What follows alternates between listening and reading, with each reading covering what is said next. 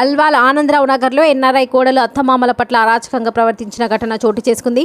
ఆస్తి కోసం అత్తమామలను ఇంటి నుంచి గెంటేసే ప్రయత్నం చేయగా పోలీసుల చొరవతో వృద్ధ దంపతులు ఊపిరి పీల్చుకున్నారు. వారికి మద్దతుగా వచ్చిన కాలనీ వాసులపై కూడా సదరు మహిళ రెచ్చిపోయింది. రాత్రి నుంచి ఇంట్లోని సామాగ్రి పగలగొట్టి కోడలు ఇబ్బందులకు గురి చేసిందని వృద్ధ దంపతులు ఆరోపిస్తున్నారు.